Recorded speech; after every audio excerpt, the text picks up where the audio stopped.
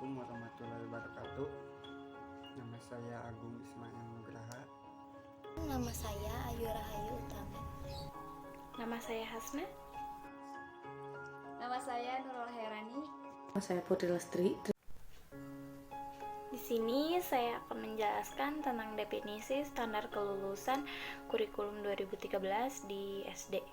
Standar kompetensi lulusan adalah kriteria yang mengenai kualifikasi kemampuan lulusan yang mencakup sikap, pengetahuan, dan keterampilan.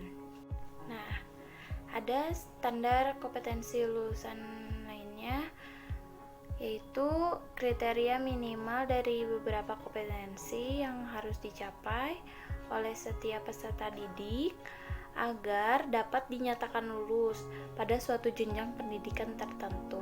Adapun tujuan standar kompetensi lulusan digunakan sebagai acuan utama pengembangan standar isi, standar proses, standar penilaian pendidikan, standar pendidik dan tenaga kependidikan, standar sarana dan prasarana, standar pengelolaan, dan standar pembiayaan. Adapun prinsip-prinsip dasar standar kelulusan. Yang pertama, dari peserta didik diberitahu menuju peserta didik mencari tahu. Yang kedua, dari guru sebagai satu-satunya sumber belajar menjadi belajar berbasis aneka sumber belajar. Yang ketiga, dari pendekatan tekstual menuju proses sebagai melanjutkan penggunaan pendekatan ilmiah. Yang keempat, dari pembelajaran berbasis konten menuju pembelajaran berbasis kompetensi. Yang kelima, dari pembelajaran parsial menuju pembelajaran terpadu. Yang selanjutnya, dari pembelajaran yang jawabannya tunggal menuju pembelajaran dengan mengutamakan pembudayaan dan pemberdayaan peserta didik sebagai pembelajar sepanjang hayat. Selanjutnya, pembelajaran yang menerapkan nilai-nilai dengan memberi keteladanan, membangun kemauan, dan mengembangkan kreativitas peserta didik dalam proses pembelajaran. Pembelajaran yang berlangsung di rumah, di sekolah, dan di masyarakat. Yang selanjutnya, pembelajaran yang menerapkan prinsip bahwa siapa saja adalah guru, siapa saja adalah peserta didik, dan di mana saja. Di sini akan mempresentasikan prinsip-prinsip dasar standar kelulusan kurikulum 2013 pada Undang-Undang dan Permendikbud. Nah, ada 3 poin. Poin yang pertama, standar kompetensi kelulusan pendidikan dasar dan menengah digunakan sebagai acuan dalam pengembangan standar isi, standar proses, dan standar penilaian pendidik.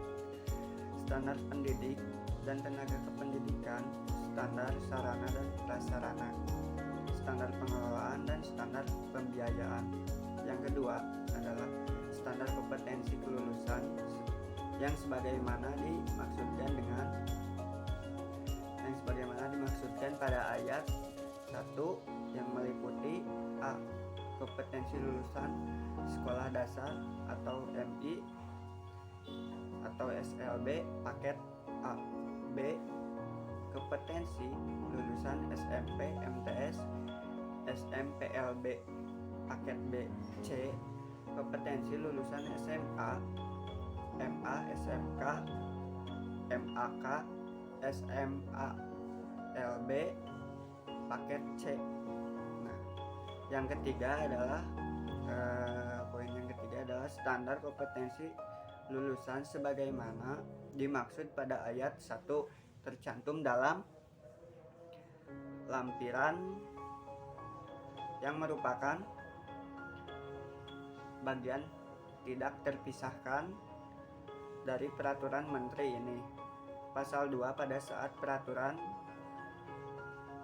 menteri ini mulai berlaku, peraturan menteri pendidikan dan kebudayaan nomor 54 tahun 2013 tentang standar kompetensi lulusan untuk satuan pendidik dasar dan menengah dicabut dan dinyatakan tidak diberlakukan. Sedikit menjelaskan mengenai ruang lingkup standar kompetensi lulusan. Standar kompetensi lulusan terdiri atas kriteria kualifikasi kemampuan peserta didik yang diharapkan dapat tercapai setelah mereka mengikuti proses pendidikan. Standar lulusan kompetensi lulusan, baik itu sekolah dasar maupun menengah, memiliki 3 dimensi, yaitu dimensi sikap, pengetahuan, dan keterampilan. Pada kurikulum 2013, dimensi sikap sangat dikedepankan, dikarenakan dalam proses pembelajaran, siswa lebih aktif dibanding gurunya. Tidak sama dengan kurikulum-kurikulum sebelumnya, pada kurikulum 2013, dimensi sikap itu sangat dikedepankan, dikarenakan proses pembelajaran lebih melibatkan siswa, dan juga kolaborasi siswa dan guru untuk mencapai suatu tujuan dalam proses pembelajaran itu sangat diperlukan. Nah, di sini juga ada dimensi pengetahuan. Dimensi pengetahuan di sini merupakan materi-materi yang akan diajarkan dan yang akan dicari, yang akan digali oleh peserta didik. Dan terakhir ada dimensi keterampilan. Baik, yang selanjutnya yaitu ada dimensi sikap.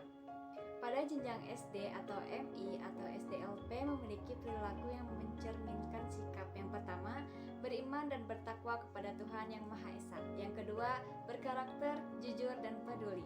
Yang ketiga, bertanggung jawab. Yang keempat, pembelajar sejati sepanjang hayat. Dan yang terakhir yaitu sehat jasmani dan rohani sesuai dengan perkembangan lingkungan keluarga, sekolah, masyarakat, dan lingkungan sekitar bangsa dan negara. Yang selanjutnya yaitu ada dimensi pengetahuan. Pada jenjang SD atau MI atau SDLP memiliki pengetahuan faktual, konseptual, prosedural, dan metakognitif pada tingkat dasar berkenaan dengan yang pertama, ilmu pengetahuan, yang kedua, teknologi, yang ketiga, sosial, dan yang terakhir, budaya. Dan yang terakhir ada dimensi keterampilan.